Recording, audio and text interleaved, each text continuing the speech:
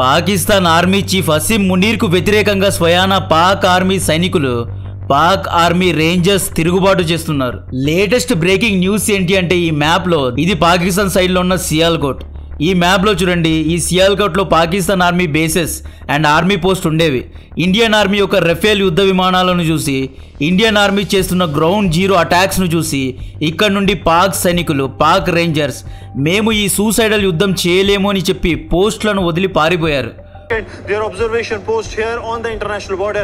I'll request Sir Jeevan to keep showing you the visuals that the Pakistani posts have been left vacant by the Pakistan as they are terrified from the India's awaited response or retaliation to the Pakistan's provocation and also watch towers లో ఉన్న పాకిస్తానీ జెండాను పీకి పడేశారు. ఇది secret news కాదు, పాకిస్తాన్ మీడియానే దీన్ని cover చేస్తోంది. ఈ సియాల్కోట్ను భారత్ 1971లో కూడా ఆక్యుపై చేసింది. ఈ సియాల్కోట్ మనకు చాలా ఇంపార్టెంట్, ఎందుకంటే ఒకవేళ పాకిస్తాన్ బార్డర్ నుండి పంజాబ్, రాజస్థాన్ బార్డర్లో దూరి మనపైన దాడి చేయాలి అని చూస్తే మనం సియాల్కోట్లో ఎంట్రీ ఇచ్చి పాకిస్తాన్ పైన ప్రతిదాడి చేయొచ్చు. సియాల్కోట్ అనేది కొండ ప్రాంతం కాదు, ఫ్లాట్ భూమి. ఇక్కడ యుద్ధ ట్యాంకర్స్ ను కూడా తీసుకు వెళ్ళొచ్చు. ఇంకొక హైలైట్ ఏంటి అంటే ఈ సియాల్కోట్ నుండి లాహోర్, రావల్పిండి వంటి పాక్ పెద్ద నగరాల్లో కూడా దాడులు చేయొచ్చు అనమాట. స్ట్రాటజిక్గా సియాల్కోట్ను పాకిస్తాన్ కోల్పోయింది. దాదాపు 5,000 పాకిస్తానీ సైనికులు యుద్ధ భయంతో రాజీనామా చేశారు. అసీం మునీర్ రాజీనామా చేయొద్దు అని ఎంత వేడుకున్నా అసీం మునీర్ యొక్క మాట ఎవరూ వినడం లేదు. అసీం మునీర్కు వ్యతిరేకంగా పాకిస్తాన్ కోర్ కమాండర్స్ ప్రొటెస్ట్ చేస్తున్నారు. ఎందుకు ప్రొటెస్ట్ చేస్తున్నారు? పాకిస్తాన్లో జరుగుతున్న గొడవ ఏంటో చెప్తా. పాకిస్తాన్ రేంజర్స్ యొక్క భయానికి కారణం ఇండియా దగ్గర ఉన్న 2 ఆయుధాలు. ఆ 2 ఆయుధాల్లో ఒకటి S-400, 2 రఫేల్. ఈ 2 ఎలా పాకిస్తాన్లో భయాన్ని సృష్టించాయి అనేది చెప్తా.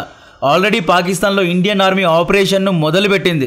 ఈరోజు పాకిస్తాన్ POKలో ఏ ఒక్క ప్యాసింజర్ ఫ్లైట్స్ వెళ్ళకూడదు అని చెప్పి బ్యాన్ విధించింది. Already Pakistani information minister India 24 గంటల్లో ఎప్పుడైనా దాడి చేయబోతోంది అని చెప్పాడు. రఫేల్ యుద్ధ విమానాలు POKలో నిన్న చక్కర్లు కొట్టాయి. ఈ రఫేల్ను ఆపడానికి పాకిస్తాన్ ఎటువంటి ప్రయత్నం చేయలేదు. ఈ వీడియోలో లేటెస్ట్ వార్ అప్డేట్స్ ఉంటాయి. అలాగే S-400 అనే రఫేల్ యొక్క ప్రాముఖ్యత గురించి చెప్తా. వీడియో చాలా ఇంట్రెస్టింగ్గా ఉండబోతోంది. దీన్ని అందరూ చూడాలి. దయచేసి అందరికీ షేర్ చేయండి. ముల్లా ఆసిమ్ మునీర్ యొక్క ఆర్మీ చీఫ్ పదవీ కాలం అక్టోబర్ 2025లో ఫినిష్ అవ్వనుంది. అసీం మునీర్కు ఎలాగైనా తన పోస్ట్ను ఎక్స్చేంజ్ చేయాలి అని ఉంది. ఎందుకంటే ఆర్మీ చీఫ్ అంటే పాకిస్తాన్కు ప్రెసిడెంట్ లాగా, దేవుళ్లాగా. ఈ పదవిని ఎవ్వరూ వదులుకోవాలి అనుకోరు. ఆర్మీ చీఫ్ కింద పాకిస్తాన్ ప్రైమ్ మినిస్టర్ పని చేస్తాడు. ఆర్మీ చీఫ్గా ఉంటే డబ్బు, కిక్ బ్యాక్, సుఖం, మంచి బంగ్లా, ఇలా ఎన్నో సదుపాయాలు ఉంటాయి. ముఖ్యంగా పవర్ ఉంటుంది, పేరు ప్రఖ్యాతలు ఉంటాయి. ఆర్మీ చీఫ్ రోల్కు ఎలక్షన్స్ అనేవి ఉండవు. ఒక చీఫ్ 3 years పనిచేసి రిటైర్ అవ్వాలి. నెక్స్ట్ ఆర్మీ చీఫ్ పదవిలో అసీం మునీర్ కింద ఉన్న జనరల్స్ లేదా అసీం మునీర్ కింద ఉన్న డిప్యూటీస్ ఆర్మీ చీఫ్ అవుతారు. బట్ అసీం మునీర్కు ఆశ కలిగింది. ఎలాగైనా తన పదవిని ఎక్స్టెండ్ చేయాలి అనుకున్నాడు. ఎలక్షన్ క్యాంపెయిన్ను మొదలుపెట్టాడు. 15 రోజుల క్రితం అసీం మునీర్ సివిలైజేషన్ వార్ను భారత్తో ప్రకటించాడు.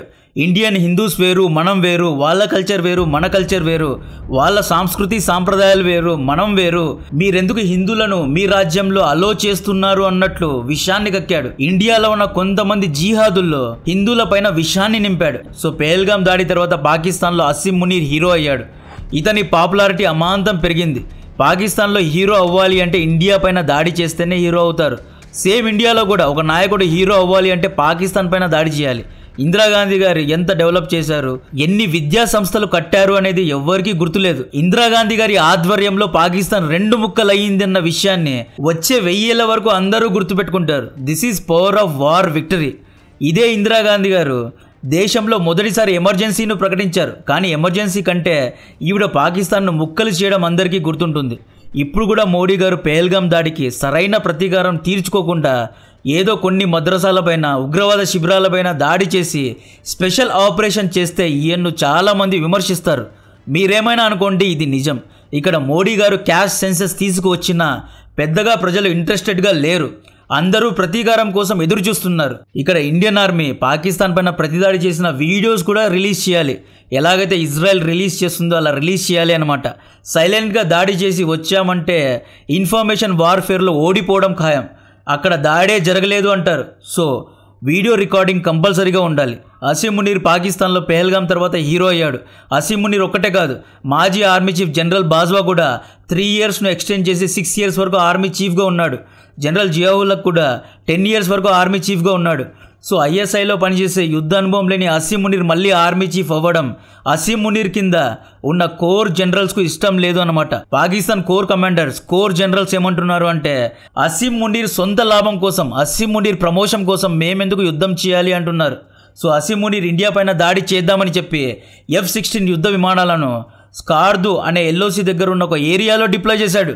వెంటనే పాక్ ఎయిర్ ఫోర్స్ కమాండర్ రంగంలో దిగి ఇండియా దగ్గర S-400 ఉంది, ఇవి మన F-16ను ధ్వంసం చేస్తాయి అని చెప్పి F-16ను వెనక్కి తీసుకువెళ్లాడు. గ్వాదర్లో ఎక్కడో దాచిపెట్టారు. పాకిస్తాన్ చైనా మేడ్ JF-17ను ఎల్ఓసి వద్ద మోహరించింది. దీన్ని ఈజీగా S-400 ట్రాక్ చేస్తుంది. ఊరికే జాతరలో పొట్టెలను బలి చేసినట్లు JF-17ను బలి చేయడానికి పెట్టారంతే. సో ఇక్కడ చాలా మంది అసీం మునీర్కు సహకరించడం లేదు. సియాల్కోట్లో ఆల్రెడీ పాకిస్తాన్ రేంజర్స్ పోస్ట్ను వదిలి పారిపోయారు. అసీం మునీర్ ఇండియాకు భయపడి బంకర్స్లో దాక్కున్నాడు. ఇక్కడ పాకిస్తానీ సైనికులకు కంటి మీద కునుకు లేకుండా చేస్తున్న భారత ఆయుధం పేరు S-400. దీని 2021లో రష్యా మనకు సప్లై చేసింది. ఇప్పుడు ఈ S-400ను ఇండియన్ ఆర్మీ ఎల్ఓసి బార్డర్ వద్ద మోహరించింది. ఈ వెపన్ను చూసి పాకిస్తాన్ తమ యొక్క F-16 యుద్ధ విమానాలను ఎల్ఓసి నుండి ఇక్కడ చూడండి ఈ బలోచిస్తాన్లో ఉన్న గ్వాదార్కు షిఫ్ట్ చేసింది. దీనికి కారణం ఏంటి అంటే ఇది ఎలా పనిచేస్తుంది అనేది చెప్తా. ఇదేం సీక్రెట్ ఇన్ఫర్మేషన్ కాదు, బట్ అందరినీ ఎడ్యుకేట్ చేయడానికి దీని యొక్క ప్రాసెస్ను ఎక్స్ప్లెయిన్ చేస్తా. S-400 అనేది రష్యా ద్వారా తయారు చేసిన state of art technology.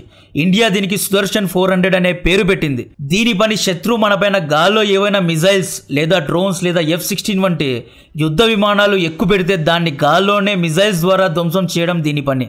మిజైల్కు anti మిజైల్ను పంపడాన్ని యాంటీ మిజైల్ డిఫెన్స్ సిస్టమ్ అంటారు.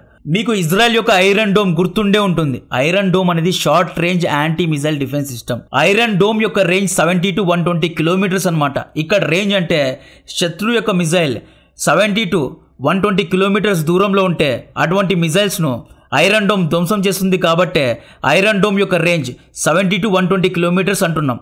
S-400 అంటే long range anti missile defence system. దీని యొక్క రేంజ్ 400 కిలోమీటర్స్ అండ్ ఇది 30 కిలోమీటర్ల ఎత్తులో ఉన్న మిజైల్స్ను కూడా గాల్లోనే ధ్వంసం చేస్తుంది అన్నమాట. S-400 మిజైల్స్ను ఒక్కటే కాదు, డ్రోన్స్ అండ్ యుద్ధ విమానాలను కూడా ధ్వంసం చేయగలవు. రష్యా యుక్రెయిన్ యుద్ధంలో S-400 ధాటికి ఎన్నో అమెరికన్ అండ్ నాటో యుద్ధ విమానాలు గాల్లోనే ధ్వంసం అయ్యాయి. S-400 పెద్ద జీప్ లేదా లారీ లాగా ఒక బండిలాగా ఉంటుంది. S-400ను ఒక చోటి నుండి ఇంకొక చోటికి ఈజీగా తరలించవచ్చు. ఈ ఇమేజ్ లో చూడండి, దీంట్లో మిజైల్ లాంచర్స్ ఉంటాయి. ఈ ట్యూబ్స్ కనిపిస్తున్నాయి కదా, దీని నుండే మిజైల్స్ బయటకు వస్తాయి. ఒక్క S-400లో 4 to 8 మిజైల్ లాంచర్స్ ఉంటాయి అన్నమాట. ఒక్క లాంచర్లో 4 to 8 మిజైల్స్ ఉంటాయి. సింపుల్ గా ఒక్క S-400లో దాదాపు 64 యాంటీ మిజైల్స్ ఉంటాయి. S-400 ఒకేసారి 36 టార్గెట్స్ ను హిట్ చేయగలదు. ఈ ఎల్ఓసి బార్డర్ చూడండి, అటువైపు నుండి పాకిస్తాన్ దాదాపు 400 కిలోమీటర్ల దూరంలో ఎటువంటి యుద్ధ విమానాన్ని పంపినా ఈ S-400 ట్రాక్ చేసి ధ్వంసం చేస్తుంది అన్నమాట. ఈవెన్ విమానాలు 600 కిలోమీటర్ల దూరంలో టేక్ ఆఫ్ అయినా కూడా S-400 యొక్క రాడార్లో దొరుకుతారు. ఈ S-400లో అడ్వాన్స్డ్ రాడార్ సిస్టమ్ ఉంటుంది.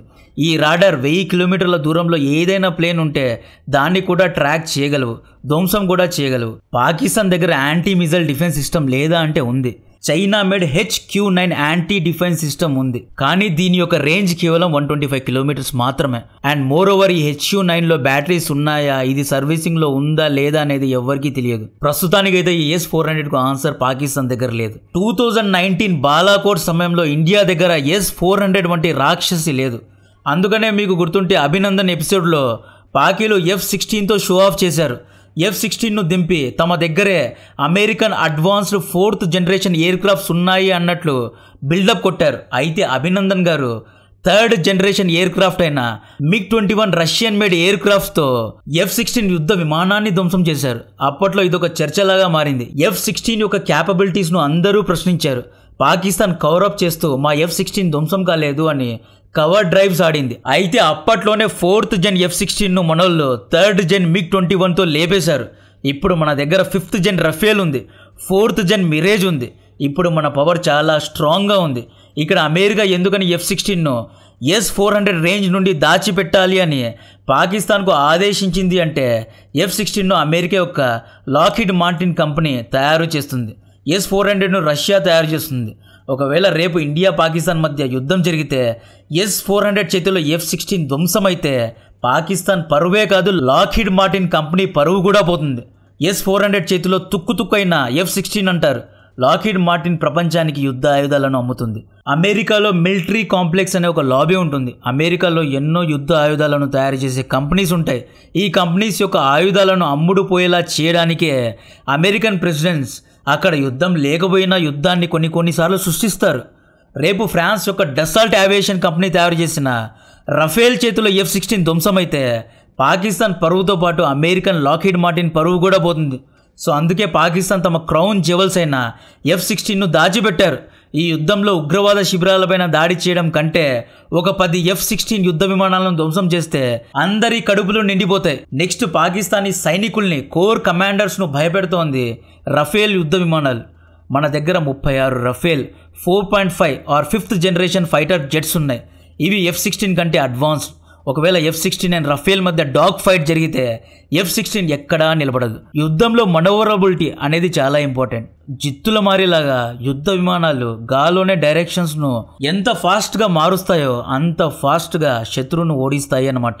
రఫేల్ అనేవి అంత ఈజీగా పాకిస్తాన్ యొక్క యాంటీ మిసైల్ డిఫెన్స్ సిస్టమ్కు దొరకవు. దీని F-16 కూడా ధ్వంసం చేయడం చాలా కష్టం. పాకిస్తాన్ దగ్గర చైనా మేడ్ JF-17 యుద్ధ విమానాలు కూడా ఉన్నాయి. కానీ Pakistan air force chief China made యుద్ధ విమానాల్ని నమ్మడం లేదు.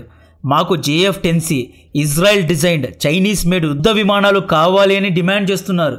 S-400ను చూసి F-16 రాదు.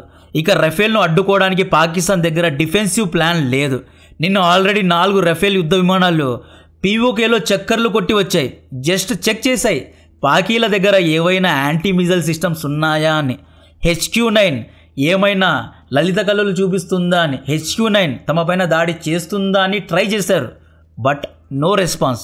పాకిస్తాన్ నుండి ఎటువంటి రెస్పాన్స్ కానీ ఎటువంటి రిటాలియేషన్ కానీ లేదు. LOC నుండి పాకిస్తానీ పోస్టులలో పాకిస్తానీ రేంజర్స్ పారిపోయే పరిస్థితి. So Asim Munir personal agenda కోసం పాకిస్తాన్ ఆర్మీ కమాండర్స్ తమ ప్రాణాలు అడ్డంగా పెట్టి యుద్ధం చేయడానికి రెడీగా లేరు.